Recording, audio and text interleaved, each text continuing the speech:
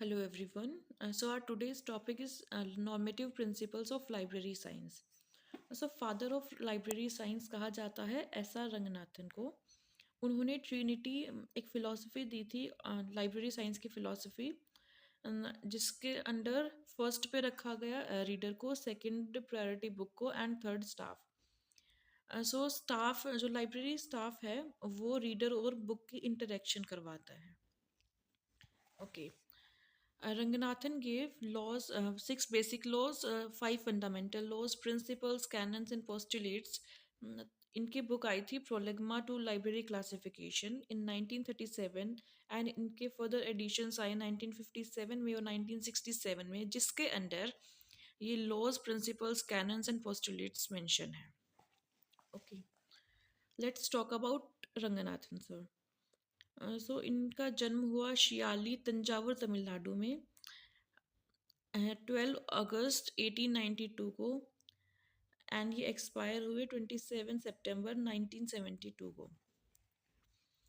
4 Jan 1924 को Ranganathan became librarian of Madras university, and सितंबर 1924 को ये WCB सेयर्स से मिले लंदन में, जो कि उस टाइम पे head librarian of Croydon public library थे, and London school of librarianship में प्रोफेसर थे WCB सेयर सर।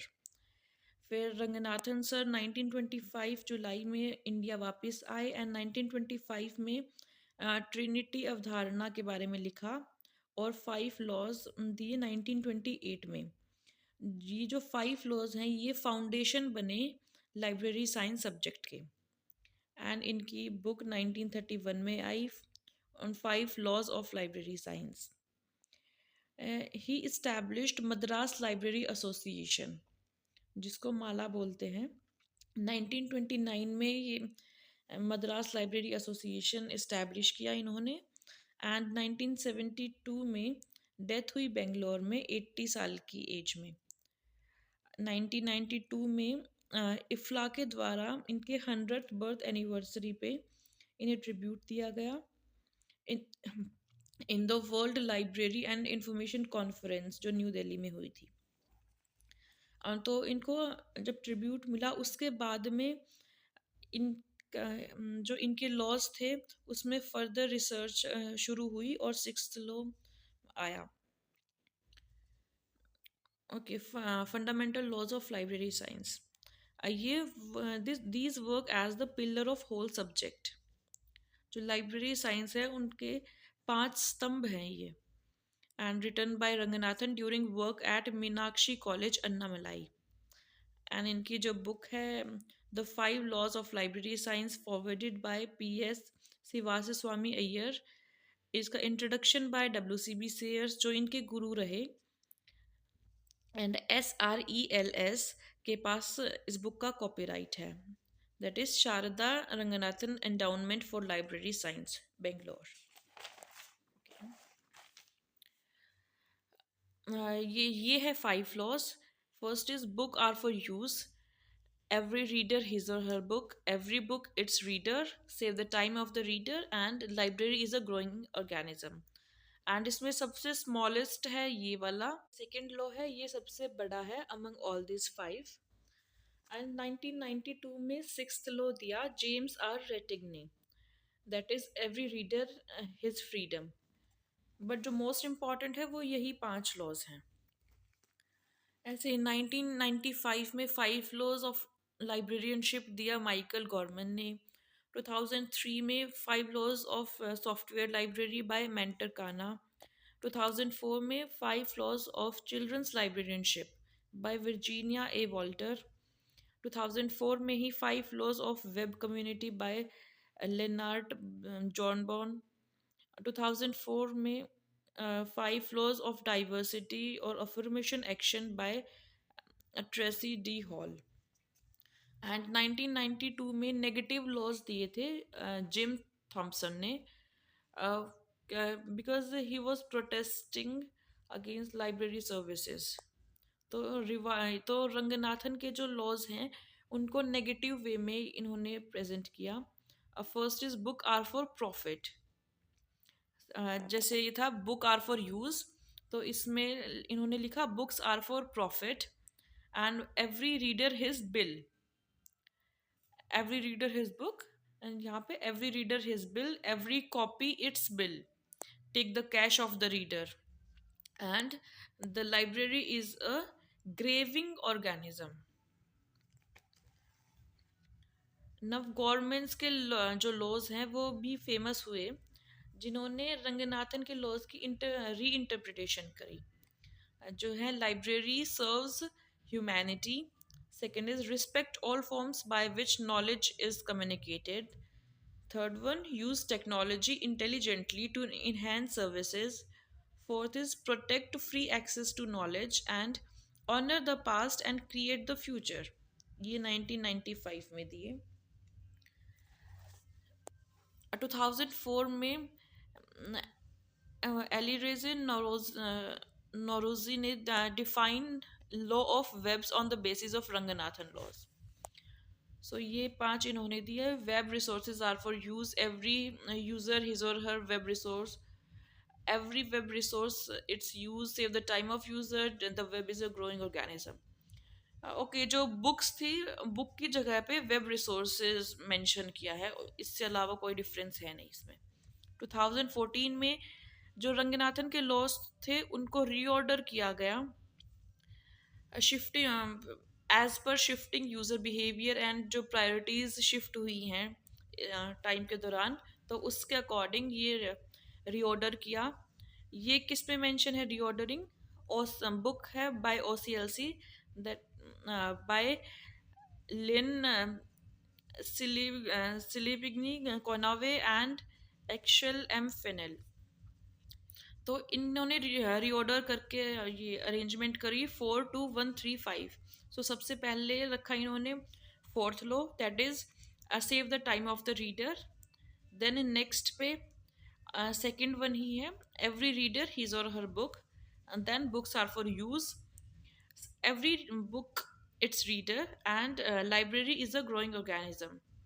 सो सेकेंड और जो फिफ्थ है वो उस पहले वाली प्लेस पे ही हैं, लेकिन ये 413 इनकी अरेंजमेंट करती। Okay, so are first law, books are for use. तो यूज को इंक्रीज करने के लिए लाइब्रेरी आवर्स को इंक्रीज कर देना, या फिर जो सूटेबल टाइम है उसमें लाइब्रेरी खोलना। Next, location of library nearest हो, एंड इंस्टीट्यूट के सेंटर में हो, कोई किसी कॉर्नर में ना हो, ताकि इजी एक्सेसिबल हो, and comfortable furniture, cooperative library staff towards users. तो जो ये जो पॉइंट्स हैं, अगर क्वेश्चन में आए कि कंफर्टेबल फर्नीचर है तो ये किस लॉ का इम्प्लीकेशन है? दैट इज बुक, ये learn first, books are for use. Okay, next, every reader his और हर बुक। सो इसको नॉर्मली बुक्स फॉर ऑल भी कहते हैं, and this is the longest 224 pages का ये लॉ है, एंड इस लॉ में ऑब्लिगेशंस, दैट इज दायित्व। ओके, फर्स्ट ऑब्लिगेशन ये है स्टेट का ऑब्लिगेशन, स्टेट का दायित्व है इनफ फंड्स प्रोवाइड करना टू द लाइब्रेरीज। सो उसी के अंडर लाइब्रेरी एक्ट्स बनाए गए एंड सेस का प्रावधान रखा गया है। 19 स्टेट्स में पब्लिक लाइब्रेरी एक्ट लागू है एंड 6 स्टेट्स में सेस का प्रावधान है। Second obligation is of library authority. जो गवर्नमेंट ने मनी दिया है, जो फंड्स प्रोवाइड करे हैं, अब ये लाइब्रेरी अथॉरिटी की ड्यूटी है कि वो सही बुक्स को परचेज करे, जो बुक्स जिन बुक्स की ज़रूरत है उन्हीं को परचेज करें, एंड कोई बायसनेस ना रखें इस चीज़ में। Second, third is obligation of user, कि लाइब्रेरी के रूल्स को फॉलो करें, बुक्स को सही टाइम पे रिटर्न करें। Fourth obligation is of staff, इनका है कि provide books to the users और यूज़र्स की हेल्प करें to find the books. And fifth obligation is resource sharing, जो लाइब्रेरीज के आपस में जो बुक्स का आदान प्रदान होता है, थोड़ा जो शेयर करते हैं बुक्स को। So fifth is this cheese. And जो ये है बुक्स फॉर ऑल मतलब ये जो लॉ है इसके बारे में है कि जो बुक्स फॉर ऑल है इसका मतलब क्या है कि इसमें सभी आएंगे included disables. So law of disable भी कहते हैं सेकंड लॉ को। एंड जो सेकंड लॉ है अभी पूछ लें कि पब्लिक लाइब्रेरी एक्ट किस लॉ के अंडर है। सो जो रंगनाथन का सेकंड लॉ है उसमें जिक्र है पब्लिक लाइब्रेरी एक्ट का, या फिर जो ऑब्लिगेशंस हैं, जो जो ड्यूटीज़ है स्टेट्स की एंड ये लाइब्रेरी अथॉरिटी की क्या क्या ड्यूटी है, यूज़र की, स्टाफ की, सो ये सेकंड लॉ में मेंशन है। Now third law, every book its reader.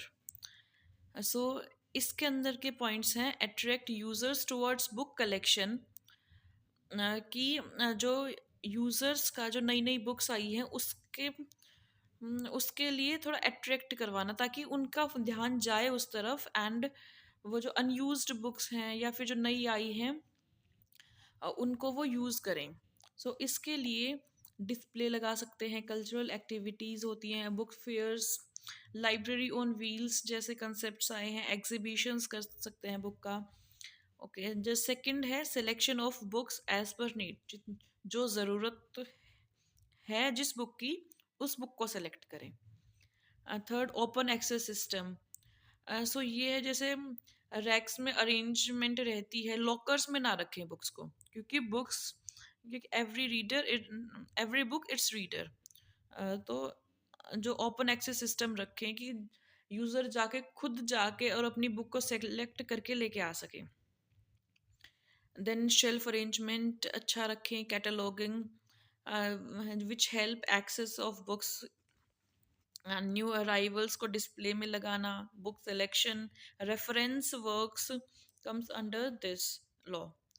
सो रेफरेंस सर्विसेज की क्या होती हैं वो, कि बुक्स सजेस्ट करना यूजर्स को, एंड एक्सटेंशन सर्विस जो प्रसार है वो, और publicity.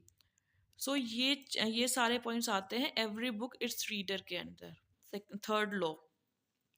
Next is save the time of the reader.